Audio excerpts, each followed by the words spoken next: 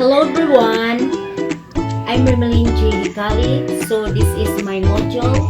I'm gonna tackle about salesmanship.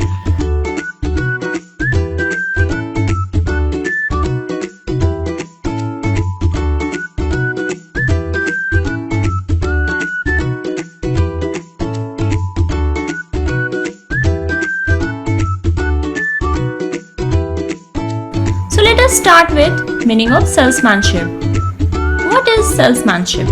Salesmanship is an art by which a salesman provides information to the customer directly by visiting or by approaching them. Salesmen provide information related to the product. They try to motivate the customers. They try to convert a suspect into the prospect. Here, suspect is the one whom salesman is thinking that okay, they can make the purchase, but they need to be motivated. And once they agree to make the payment, once their interest has been generated toward the product, they become prospect as they are going to make the payment or purchase the product. So here we can say a salesmanship is an art of persuading someone to buy whatever you have to sell.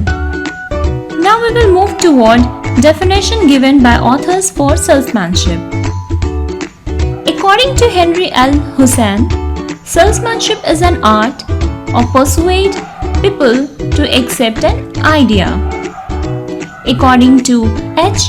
Garfield Black, the art of salesmanship consists of one human mind to another human mind. According to W. G. Carter, salesmanship is the attempt to induce people to buy goods. So here we can say salesmanship is an art of increasing the interest of customer toward the product. It's an idea through which a salesman sells the product. It's a bond between two human minds, which is a seller and a buyer. Seller try to provide necessary information. They try to motivate other human mind. It is an effort of salesman through which a salesman sells the product to the people. After understanding the definition for salesmanship given by authors, we will see features of salesmanship. First we have salesmanship is an art. Second, salesmanship is a personal service. Third, it's an art of attracting and persuading customers. Fourth, it's an art of converting desire into necessity. 5. It's a buyer's confidence. 6. It is used to satisfy consumers. 7th, we have it establishes permanent relations with the customers. 8. We have it provides services from producer to distributor and finally to customer. It creates mutual benefit for both, for seller as well as buyer. And last we have it's an educative process. Let us see these points in detail. The first point we have is salesmanship is an art. It's an art because a salesman goes directly to the customer and approaches them, provide relevant information regarding the product or the services. They try to motivate them, encourage them to make the payment, to show their interest. They try to generate the demand for certain product or services. So it's an art because here one person not only study the things but they actually perform those things in the field.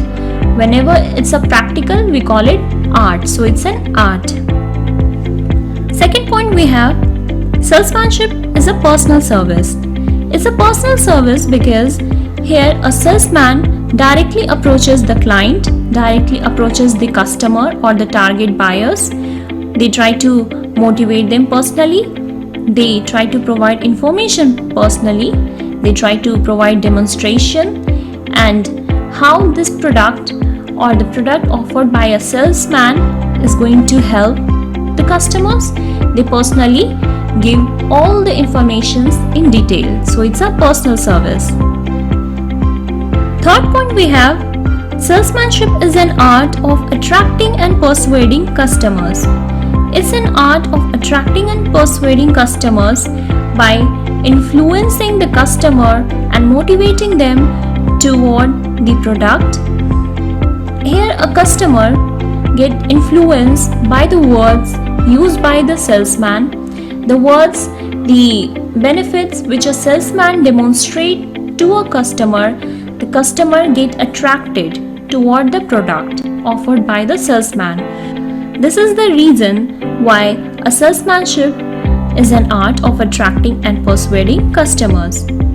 Next point we have, salesmanship is an art of converting desire into necessity. Sometimes we have seen customer get attracted toward the product through advertisement or promotion, but they are not buying it because they don't know how to use it. So what a salesman do is, salesman directly visit to the customer. They try to provide information how to use it. They try to tell them how easy it is to operate. Once the customer get educated toward the product, they know how to deal with the product, how to use the product. Directly their desire turn into the need, because now they know what is the function of that product and how they can use it. So before they are thinking to buy it, now they are ready to make the purchase. For example, we have seen someone want to buy a car, but they are not buying the car because they are scared that they can drive or not. They think that it's too technical to operate it. But whenever a salesman provide a demo, a free demonstration, like okay, you can come with me for the test drive, I will guide you how to operate it. And once the customer know, okay, it's very easy to operate, directly this desire become the need and they make the payment, because the prospect customer is the one who's willing to buy it, who's willing to purchase it, and who's having the capacity to buy it. But just because of certain lackness, like they are not confident that they can operate it or not, they are not ready to purchase. But once this issue has been resolved, once the salesman approaches them, provide them the demonstration, provide them the test drives or any free samples, or they try to provide the necessary information regarding the product, directly they buy it. So salesmanship here plays a very important role in converting the desire into necessity.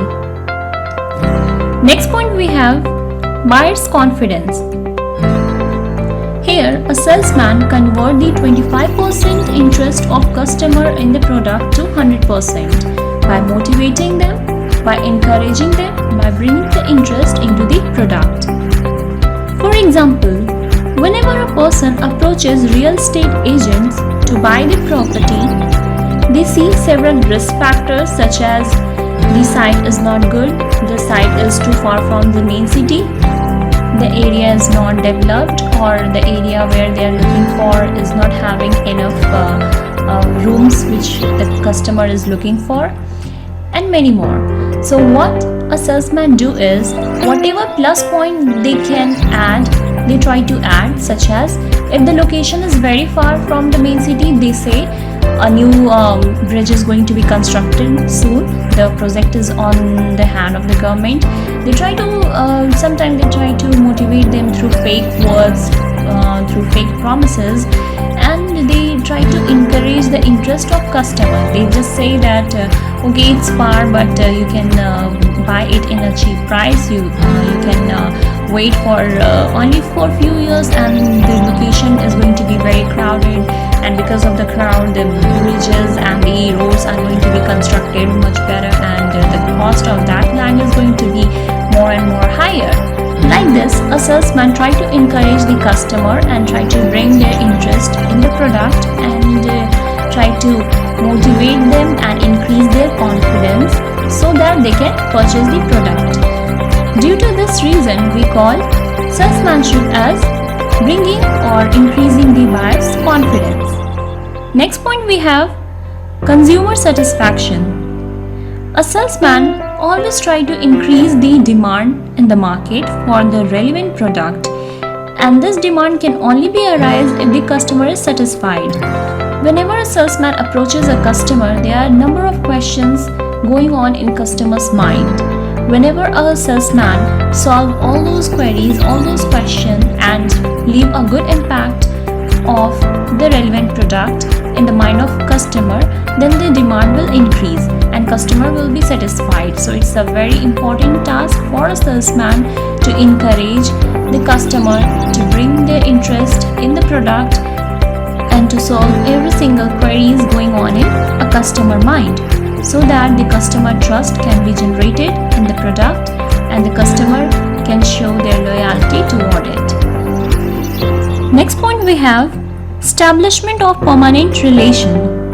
Whenever the loyalty is generated in the mind of customer, the customer will be a permanent user of that relevant product or the services.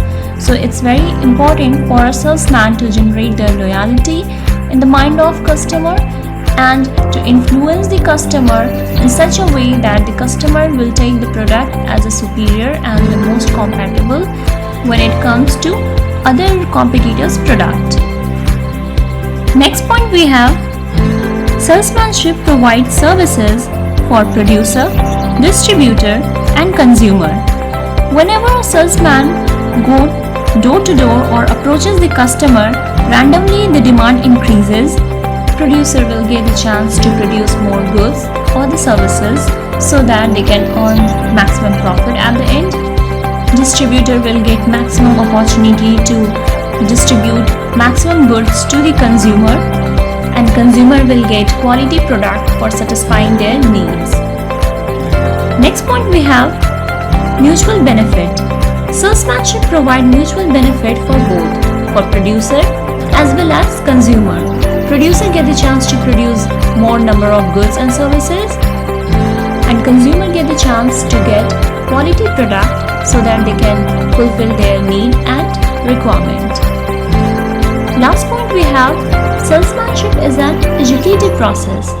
It's an educative process because salesman directly approaches the people, provide them information, try to increase their interest and solve every issues which a consumer is having related to the product, because of which they are not making the purchase.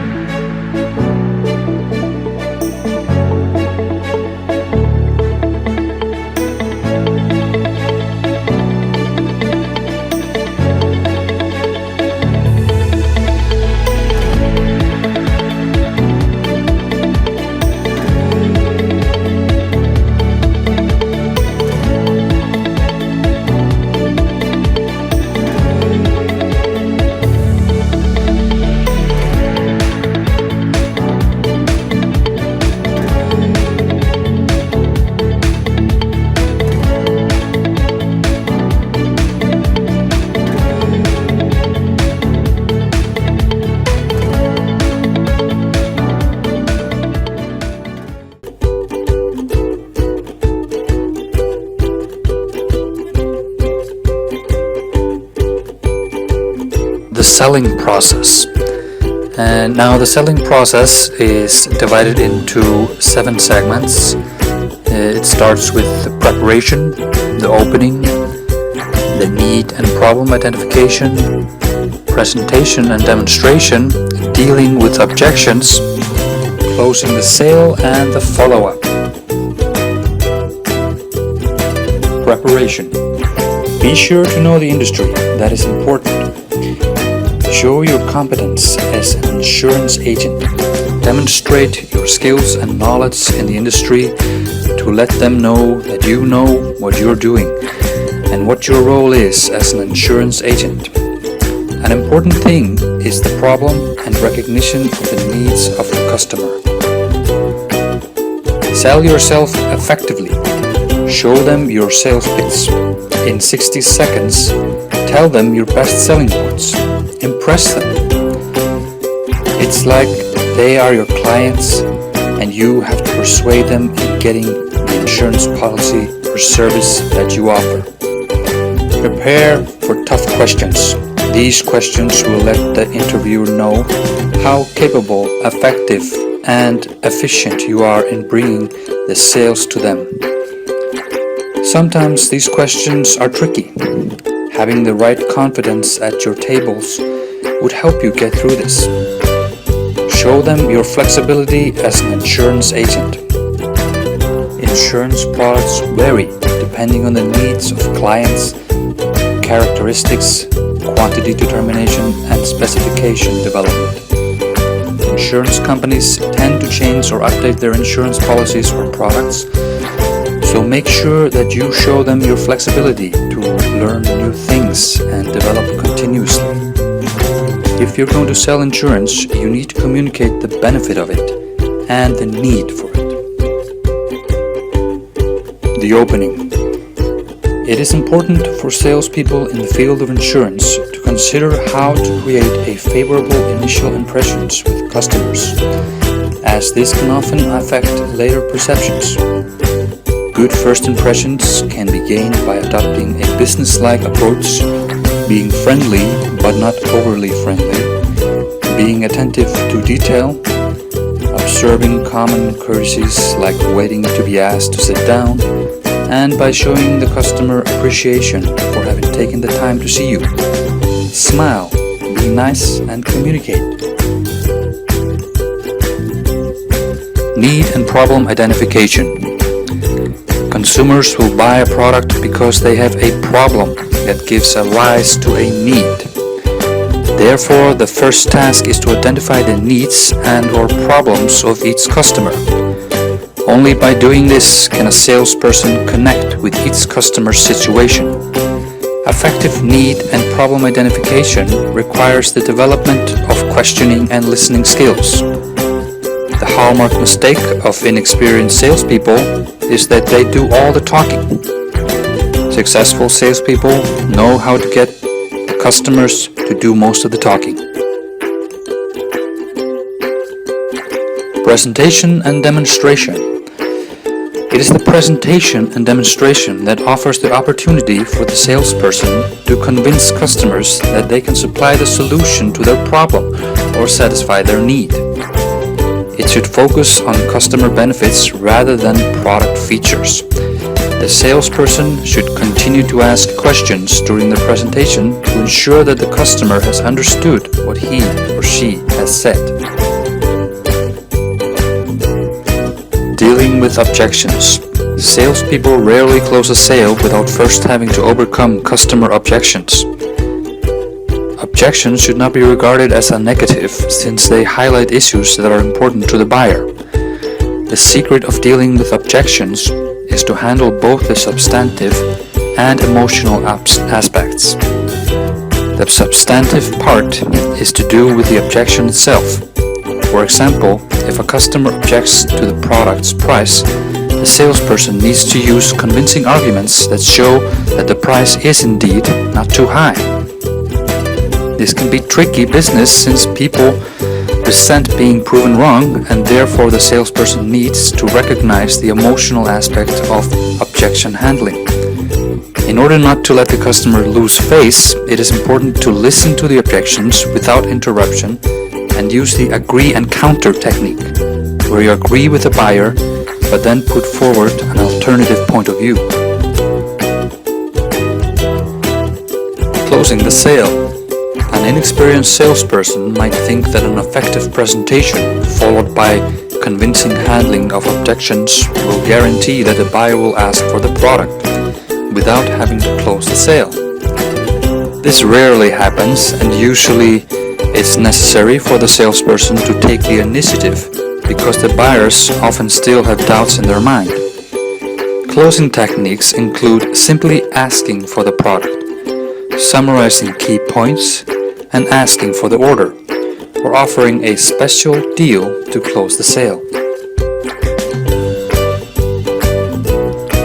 So, to wrap things up, it is important to follow up on the sale, and the salesperson has to check that there are no problems with the delivery and the installations of the products, and fix them if there are any. The follow-up will show that the salesperson really does care about the customer and he wants to forge a strong business relationship.